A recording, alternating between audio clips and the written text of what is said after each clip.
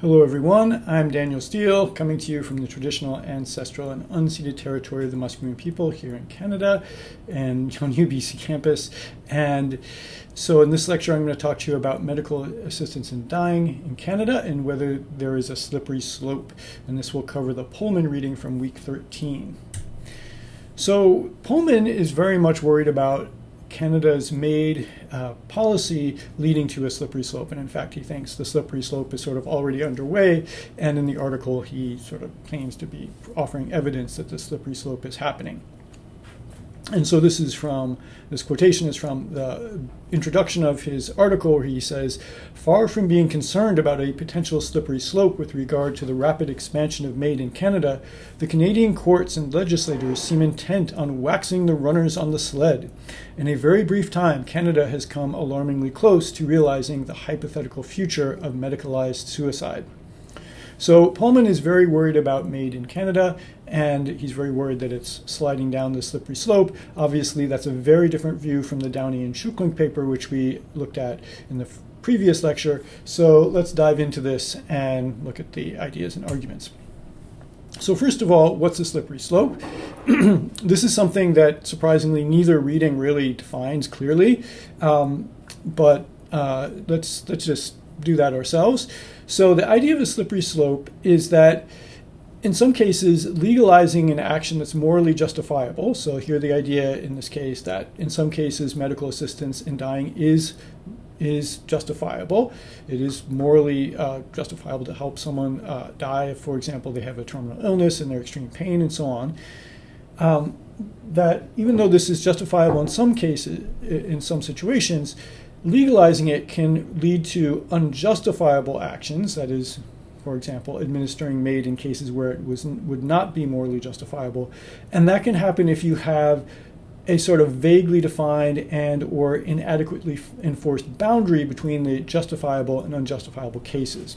And so the idea is that you start off on these from the cases where it is a justifiable, a morally okay thing to do, and because you haven't defined clearly enough, you haven't clearly separated the justifiable from unjustifiable cases clearly and sharply enough, you sort of slide down to these cases where it's unjustifiable.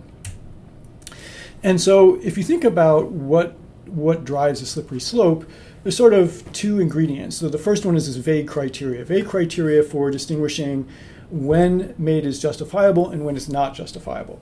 And the main target for Pullman in this regard is the definition of reasonably foreseeable natural death in Bill C-14 and in subsequent legislation on this on the topic of MAID in Canada. So if you look in Bill C-14, this is really all you find, this quote right here is all you find about what reasonably foreseeable natural death means. So they say, natural death has become reasonably foreseeable, taking into account all of their medical circumstances without a prognosis necessarily having been made as to the specific length of time they have remaining. So notice this tells you very little about how you decide when someone has a reasonably foreseeable natural death. And in fact, it only tells you one negative consideration, and then says which is the negative consideration being that it isn't required that you can specify, let's say that they have 6 months to live or some other short period of time remaining left to live. There's no requirement for that. And then it just says you also have to take into account all of their medical circumstances. Beyond that, it doesn't tell you anything. And so that makes it really unclear what counts as a reasonably foreseeable natural death according to this law. That's really different, for example, than many other places where medical assistance in dying is legal.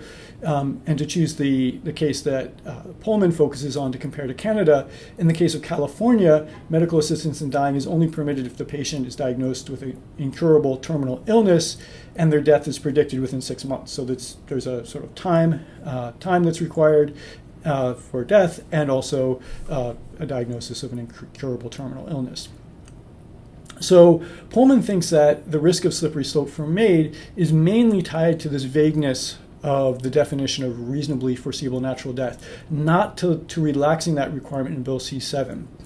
And in fact, if you look at more recent data that's come out since the time of Pullman's article, that is for the year 2023, which is the most recent publicly available data on this, in that year in Canada, about 96% of the cases of MAID were track 1, that is for cases with a reasonably foreseeable natural death, and track 2 was only about 4%.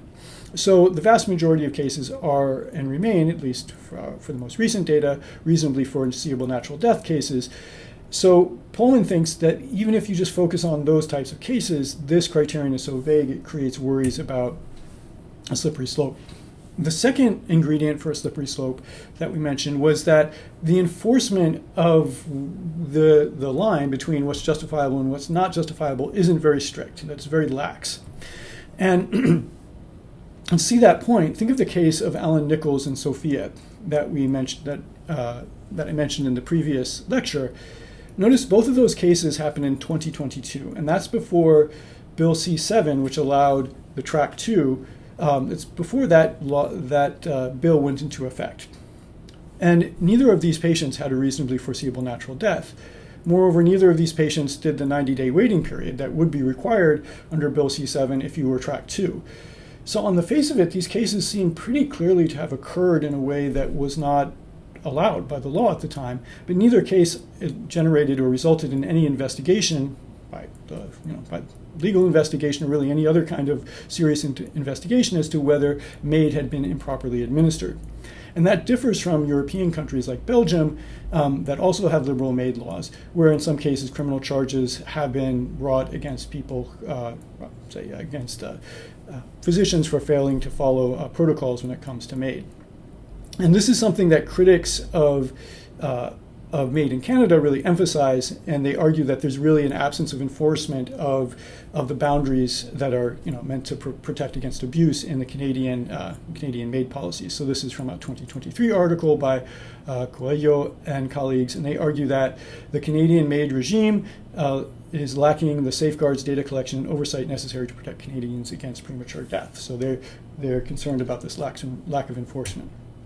Okay, so let's consider these ideas in the way that Pullman does in his article, which is in terms of comparing Canada and California. And the reason for this comparison is, number one, that both Canada and California legalized medical assistance in dying in the same year.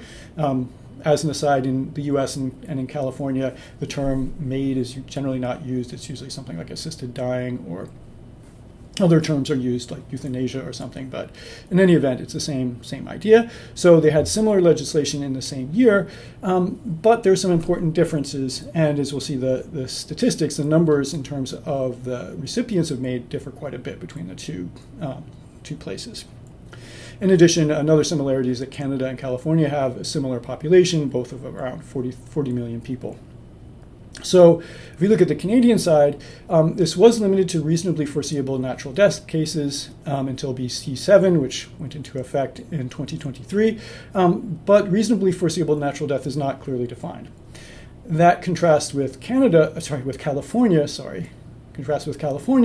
where assisted dying was limited to patients with an incurable terminal condition expected to result in death within 6 months. So in California, there's this definite time period that's associated with the reasonably foreseeable natural death, whether there's nothing like that in Canada, and this is just sort of left undefined. Another important difference is that in Canada, both injection administered by a healthcare worker and self-administered an oral dose are options available for delivering MAID. The latter option is called the oral protocol in the Pullman article. So both the oral protocol and the sort of lethal injection, both of these are permitted in the Canadian MAID law, but in California, only the oral protocol is permitted. So that's another difference. Okay, so this table in the Pullman article is in some ways sort of the main thing to the whole argument. I mean, his idea is that if you look at these numbers, you should be worried about Canada, essentially. And so if you look at this, what you notice is that if you compare Canada to California, you can see that Canada's numbers of MAID recipients are, first of all, much higher, despite the similar populations. And they're growing quite rapidly. So you see here we've got about 7,595 deaths from MAID. In 2020 in Canada, got increases to 10,000, over 10,000 in 2021. If you look at California, despite a similar population, you've got 435, 486, so quite a smaller number, and one number that isn't really showing any clear sort of major upward trend. So that's a big difference, and this data is a little bit old from the fact that Pullman wrote this article a couple of years ago. And if you look at the more recent data, you can see a similar phenomenon going on. So in 2023, 4.7 of all deaths in Canada, 4.7%, so almost 5% of all deaths in Canada were due to MAID, compared to less than 1% in California. So you got almost 5% here and a third of 1% essentially in California. So quite a lot more deaths by MAID happening in Canada than in California. Another thing that Pullman wants to draw attention to is this number over here, the percentage of requests withdrawn or not completed. So these are essentially people who requested it and then didn't in the end receive this, didn't die as a result of MAID ultimately. In Canada, those numbers are really low. So here, if we think this is including initiator, this is the people who just withdrew. That is, they decided to not go through with MAID. They had a written letter saying they were not interested in doing this. The additional 13% are people who just basically died before they received MAID. If we look at these numbers in California, they're quite a bit higher, so 37 and 28%. And so that's another major difference. And Pullman suggests this difference may be related to the fact that in California, only the oral protocol is allowed. So that means that people would be prescribed this medication. They might get the medication and sort of keep it by their bedside and not take it unless they felt like things were just totally unbearable. Whereas the lethal injection, that gets scheduled and it gets done at a certain time. So one of the key questions to ask here is, do these data provide evidence of a slippery slope? And in fact, it's actually a bit tricky to answer that question, because recall that a slippery slope isn't just a claim about numbers. It's a claim about what's justifiable and not justifiable. And so to show a slippery slope, you have to show not only that numbers are increasing, but that those increasing numbers include unjustifiable cases. And just looking at these numbers, that's a bit unclear. And in fact, the Pullman paper was published in the American Journal of Bioethics, and so that journal publishes articles with a bunch of commentaries that go along with them. And in the commentaries, there are some of the commentators were sympathetic to Pullman's arguments. Others said, well, look, this just shows that California's laws are too restrictive. And so this gets to this question of, well, is this really a slippery slope, or is it just a sign of the fact that California just is too restrictive about MAID? In addition, though, I want to also encourage you to think about the recommendations that Pullman advocates. So it's important to understand that he's not recommending abolishing MAID in Canada. Instead, he suggests two reforms for MAID. And the first is that now we've got this two-track system in Bill C7. Now that this is on the books, clearer criteria should be established for the reasonably foreseeable natural death track. And that should include an expectation of death within some specific number of months. So in other words, we should make this track one very clearly defined. And then if someone wants to have MAID but doesn't have a reasonably foreseeable natural death where that is clearly defined in a pretty clear way, then they have to do the 90-day waiting, etc. And the second recommendation he makes is to expand the use of the oral protocol and use lethal injection by physicians and nurse practitioners much less frequently. His argument here is that the oral protocol actually allows for more autonomy for the patient. So a patient who, say, scheduled a certain time to have an injection and to receive MAID in that fashion might feel pressured to go along with this. They've inconvenienced everybody, or if they don't take this chance, maybe they have to reschedule, and who knows how long it will take to schedule another one of these things. Whereas if you just have the oral protocol and that's the only option, well, then it's kind of up to you when you want to take this. And in the end, if you even do want to take this, maybe you'll decide that it's just enough to know that you've got it there if you really need it.